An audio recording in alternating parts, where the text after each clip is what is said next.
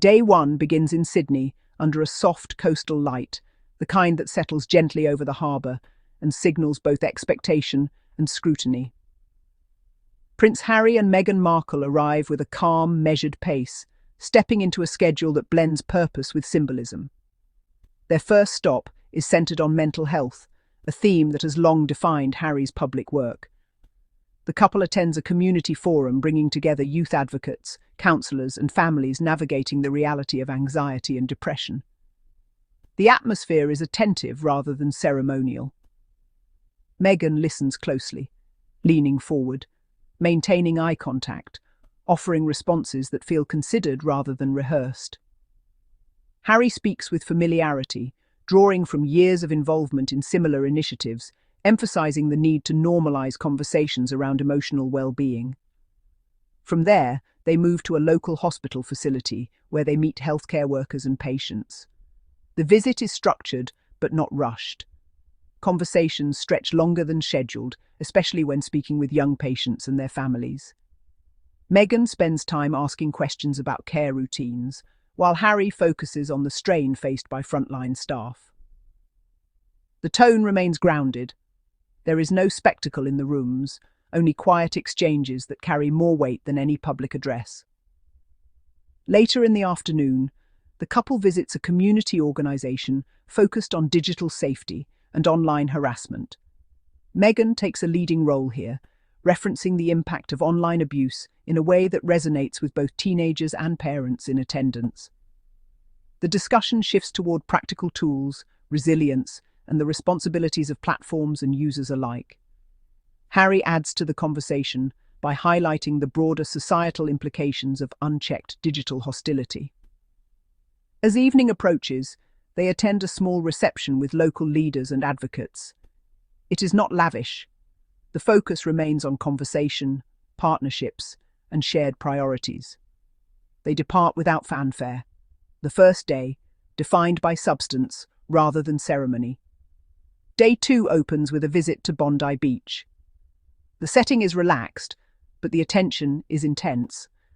The couple participates in a mental health-focused beach program, engaging with lifeguards, volunteers, and young participants. The sea forms a steady backdrop as discussions unfold about stress, community support, and the importance of physical activity in maintaining mental health. Harry appears particularly at ease here, moving easily between groups, exchanging informal remarks. Meghan joins a small circle of young women discussing confidence and online pressure, her tone direct and empathetic. The moment that captures public attention arrives quietly.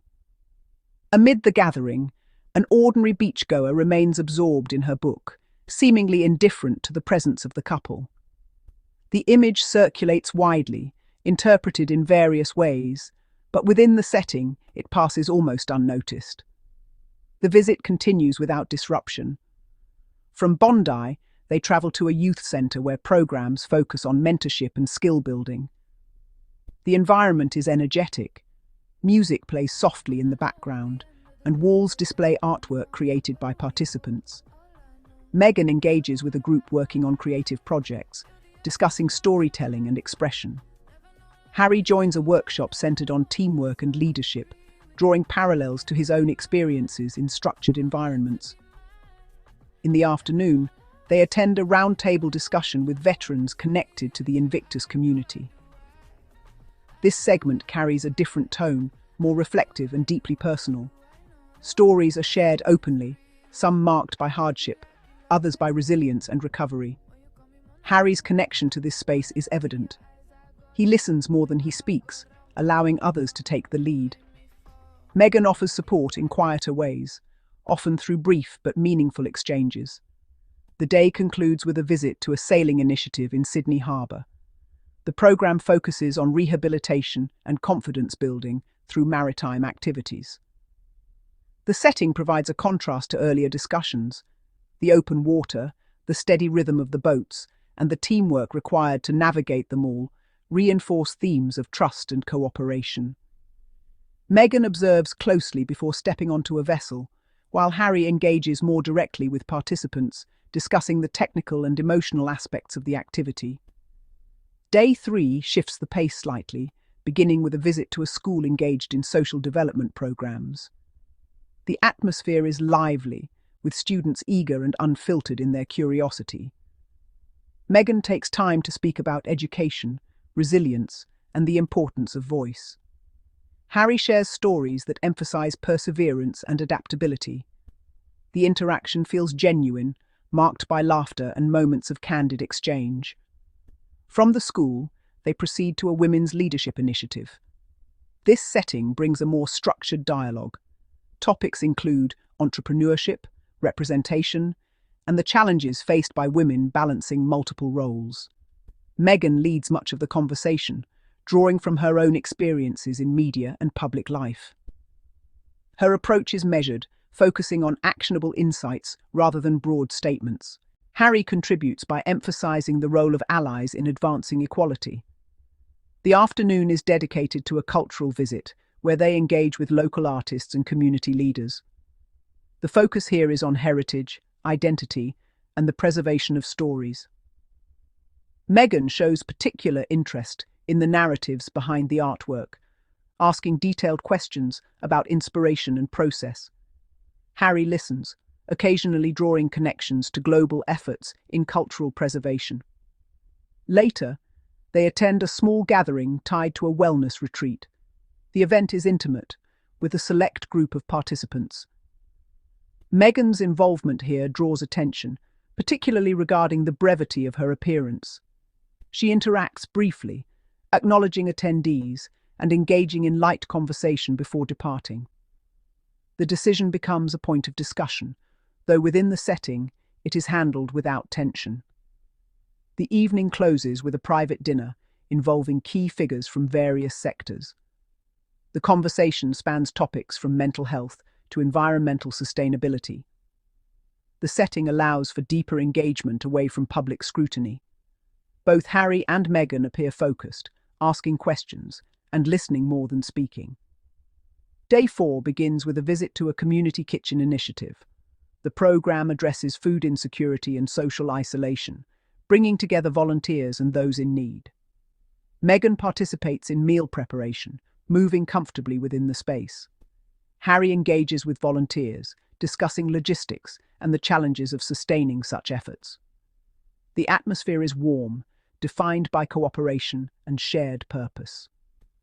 From there, they visit a training centre dedicated to emergency response and disaster preparedness. The visit underscores the importance of readiness and resilience in the face of natural challenges. Harry shows particular interest in the technical aspects, while Meghan focuses on the human side, asking about support systems for responders and their families. The final public engagement takes place at a park, where a community event has been organised. The setting is informal, allowing for direct interaction with attendees. The couple moves through the crowd at a steady pace, stopping frequently to speak with individuals and families. There is no rush. Each interaction, however brief, is given attention. As the visit draws to a close, the tone remains consistent with the days that preceded it. There is no dramatic conclusion, only a quiet departure that reflects the overall approach of the tour. The emphasis has remained on connection rather than spectacle, on dialogue rather than declaration. Across the 4 days, the pattern is clear. The focus rests on mental health, community engagement, and practical support. Each location, from Bondi Beach to the hospital wards, from youth centres to veteran roundtables, contributes to a broader narrative of involvement and intention. The reception is mixed, shaped by public perception and media interpretation. Yet within each setting, the interactions carry their own weight. The return journey is understated. Back in California, they are greeted not by cameras but by family. A simple welcome, a reminder that beyond the public engagements lies a private life that continues uninterrupted. The transition from global attention to domestic routine is swift, almost seamless. The visit leaves behind a series of impressions rather than a single defining moment. Conversations held in quiet rooms, shared experiences on open water, discussions under the sun at Bondi Beach, and exchanges within community spaces all contribute to a layered narrative. It is not a story of transformation, but of continuity, an extension of ongoing efforts shaped by context and reception. What stands out is the consistency in their approach. The balance between visibility and restraint, engagement and distance, public role and private identity remains carefully maintained. The Australia visit becomes another chapter in a broader journey marked by intention, scrutiny, and the ongoing negotiation between expectation and reality. The days pass quickly, but the details linger. The measured tone of discussions, the attentive listening, the moments of quiet connection all form part of a narrative that extends beyond headlines. Each place visited, each conversation held, contributes to a picture that is neither entirely defined by praise nor criticism, but by the complexity of public life lived in full view.